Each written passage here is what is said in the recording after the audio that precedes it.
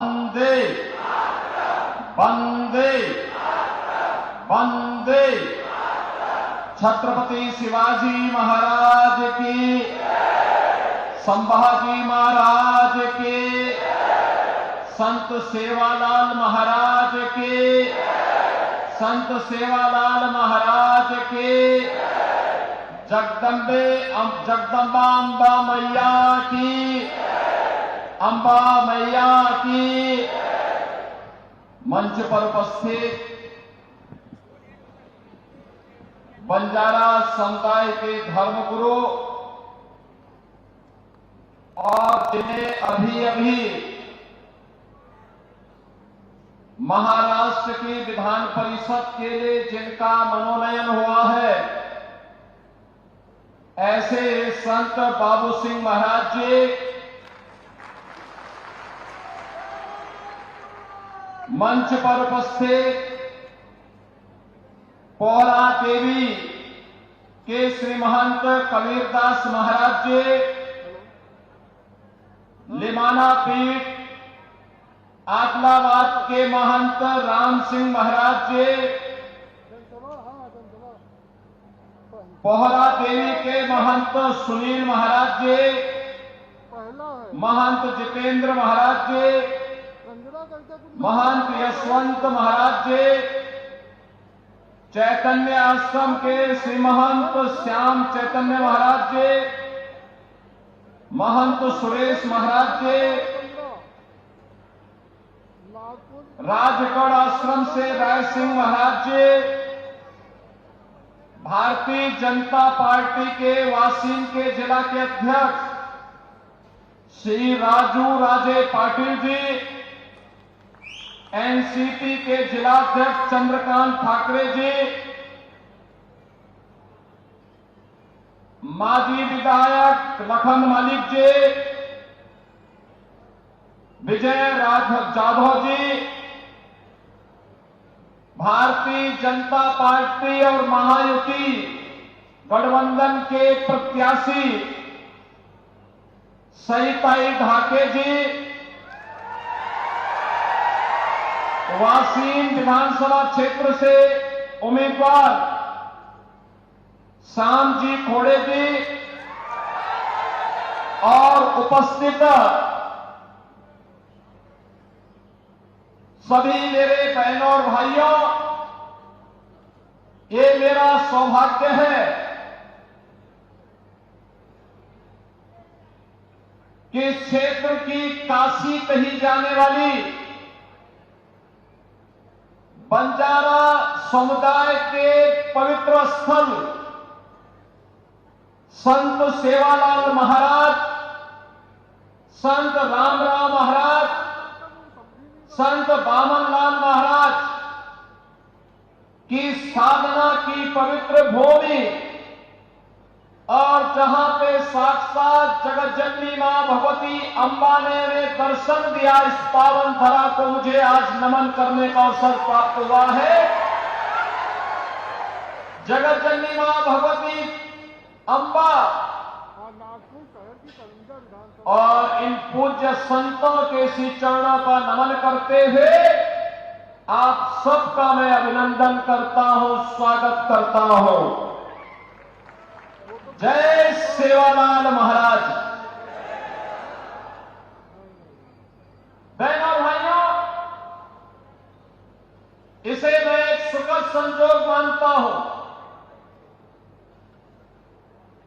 जो बंजारा समुदाय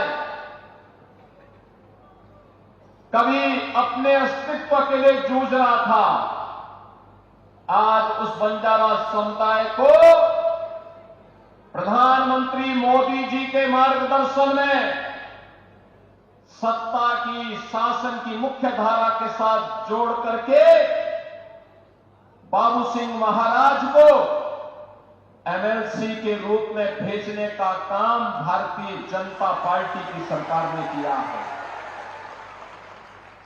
ये कार्य इसलिए महत्वपूर्ण है कि अब बाबू सिंह महाराज के जाने के बाद न केवल इस पवित्र काशी के बंजारा समुदाय की इस पवित्र काशी का सुंदरीकरण करने की भारतीय जनता पार्टी का अभियान और तेजी के साथ आगे बढ़ेगा। जो समाज विरोधी देशद्रोही तत्व बंजारा समुदाय का धर्मांतरण करके उन्हें गुमराह करने का प्रयास कर रहे थे, अब वे लोग सफल नहीं होने पाएंगे और एकजुट होकर के जिस बात का आह्वान कभी छत्रपति शिवाजी महाराज ने किया था, जिस कार्य के लिए संभाजी महाराज ने अपना बलिदान दिया था, जिन कार्यों के लिए बाबा साहब डॉक्टर भीमराव अंबेडकर जी ने पूरा जीवन समर्पित कर दिया था, आज उन कार्यक्रमों को मजबूती के साथ हमें करंजम क्षेत्र में भी आगे बढ़ाने का अवसर प्राप्त होगा। बहनों और भाइयों, इस समय महाराष्ट्र विधानसभा के चुनाव चल रहे हैं और पूरे महाराष्ट्र के अंदर एक और भारतीय जनता पार्टी के नेतृत्व में महायुति गठबंधन कार्य कर रहा है। प्रधानमंत्री मोदी जी का यशस्वी नेतृत्व है। मोदी जी का कार्य पिछले 10 वर्ष के अंदर पूरे देश ने देखा है। बिना भेदभाव के शासन की योजना का लाभ हर गांव को, हर गरीब को, हर किसान को, हर नौजवान को, समाज के हरेक तबके को देने का कार्य हो रहा है। वहीं दूसरी ओर समाज और राष्ट्रद्रोही तत्वों को अपने गले का हार बनाने वाला महाअघाड़ी के नाम पर एक महाअघाड़ी गठबंधन भी कांग्रेस के नेतृत्व में आपके बीच में है। न उनके पास नीति है, न देश को आगे बढ़ाने की कोई नीति है, न उनकी नियत साफ है और न उनमें नैतिक बल ही है। ये लोग मुस्लिम तुष्टीकरण की राह पर चल करके देश की अपूर्णीय क्षति करना चाहते हैं और इसलिए मैं आपसे कहने के लिए आया हूं, याद करिए, महायुति गठबंधन, भाजपा, शिवसेना, एनसीपी, ये सभी मिलकर के महाराष्ट्र के विकास के लिए कार्य कर रहे हैं। मोदी जी का यशस्वी नेतृत्व है। देवेंद्र फडणवीस भारतीय जनता पार्टी के नेता के रूप में इन कार्यक्रमों को आगे बढ़ाने का कार्य कर रहे हैं। लेकिन दूसरी तरफ एक ऐसी गाड़ी है महागाड़ी के पास जिस पे स्टीयरिंग भी नहीं, उस गाड़ी के टायर भी गायब हो गए हैं और ड्राइविंग सीट पर बैठने के लिए आपस में ही छीना झपटी हो रही है। छीना झपटी हो रही है कि कौन ड्राइविंग सीट पर बैठेगा। और इसलिए बहनों और भाइयों, हमें इस बात को ध्यान में रखना होगा। एक तरफ जहां भारतीय जनता पार्टी के नेतृत्व में देश की सीमाएं सुरक्षित हुई हैं, याद करिए जब एक कांग्रेस की सरकार थी, पाकिस्तान घुसपैठ करता था, आतंकी वारदात को अंजाम देता था, बड़ी बड़ी घटनाएं घटित होती थी। हम लोग बोलते थे उस समय कि भाई पाकिस्तान के खिलाफ कार्रवाई करो, तो कांग्रेस का नेतृत्व कहता था कि नहीं नहीं, हमारे संबंध खराब हो जाएंगे।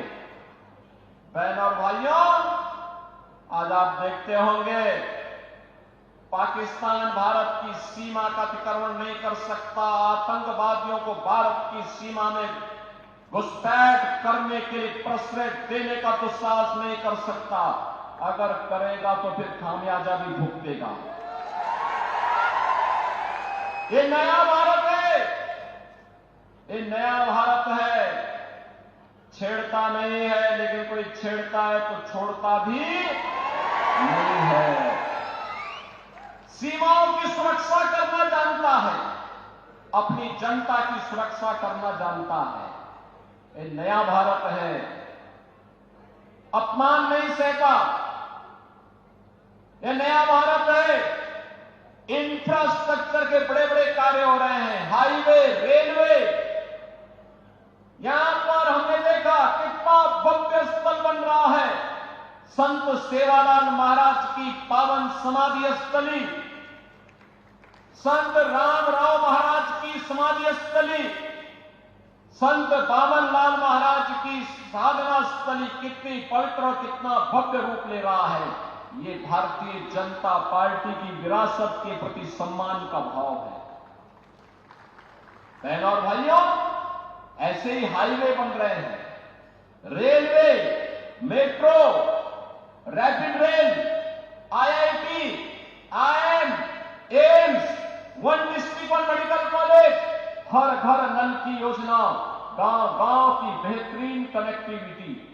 यह गरीब के लिए आवास, पीएम आवास योजना में आवास, 80 करोड़ लोगों को फ्री में राशन की सुविधा, 70 वर्ष से ऊपर के हर एक बुजुर्ग को प्रतिवर्ष 5 लाख रुपए की फ्री में स्वास्थ्य की सुविधा उपलब्ध करवाने का कार्य हो, या फिर अन्य अनेक गरीब कल्याणकारी योजनाएं। यह तो मोदी जी के नेतृत्व में भारतीय जनता पार्टी की सरकारें कर रही हैं, लेकिन साथ साथ गरीब कल्याण भी है, विकास भी है, सुरक्षा भी है, सुशासन भी है। तो विरासत के प्रति सम्मान का भाव। अयोध्या में 500 वर्षों के बाद अयोध्या में फिर से भगवान राम की जन्मभूमि पर भव्य राम मंदिर का निर्माण हो गया है। भव्य राम मंदिर का निर्माण। यह काम कांग्रेस भी कर सकती थी, लेकिन कांग्रेस को हिंदू भावनाओं की चिंता नहीं थी। कांग्रेस को हिंदू भावनाओं की चिंता नहीं थी। बहनों और भाइयों, अयोध्या दुनिया की सुंदरतम नगरी बन रही है, भगवान राम की स्थली सुंदर बन रही है। लेकिन प्रश्न है, अयोध्या में यह अपमान 500 वर्ष पहले क्यों झेलना पड़ा था? राम मंदिर के 500 वर्षों तक क्यों संघर्ष करना पड़ा था? छत्रपति शिवाजी महाराज ने जिस स्वराज की संकल्पना को आगे बढ़ाया था, इसके लिए संघर्ष क्यों करना पड़ा था? पेशवा बाजीराव को एक भारत एक राष्ट्र की संकल्पना के लिए संघर्ष क्यों करना पड़ा था? सामाजिक समता के लिए महात्मा फुले को क्यों आंदोलन करना पड़ा था? बहनों और भाइयों, एक विधान सब समान, इसका आह्वान करने वाले बाबा साहब डॉक्टर भीमराव अंबेडकर को क्यों संघर्ष करना पड़ा था? कारण था, हम बटे थे और बटे थे इसीलिए कटे थे। हम बटे थे इसीलिए कटे थे। और आज हम कहने के आए, एक है और सेफ है। एक है, सेफ है, यानी सुरक्षित है। और इसीलिए मेरी आप सबसे आह्वान है, विनती है, चुनाव में बंटना नहीं है, आपस में लड़ना नहीं है। एक होकर के देश के हित में काम करने वाली, एक भारत श्रेष्ठ भारत बनाने वाली भारतीय जनता पार्टी को अपना पूरा समर्थन और आशीर्वाद देना है।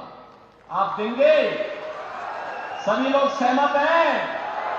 सभी लोग सहमत हैं? तो यहां पर भारतीय जनता पार्टी ने सईताई ढाके को अपना उम्मीदवार बना करके, कारंजा से अपना उम्मीदवार बना करके आपके बीच में उन्हें भेजा है। और वासीन से श्री श्याम जी खोड़े को अपना उम्मीदवार बना करके भेजा है। इन दोनों को आपका आशीर्वाद प्राप्त होगा। दोनों हाथ उठा करके इन्हें आश्वस्त करिए, इनको अपना आपका आशीर्वाद मिलेगा। बटेंगे तो नहीं, एक रहेंगे, एक रहेंगे।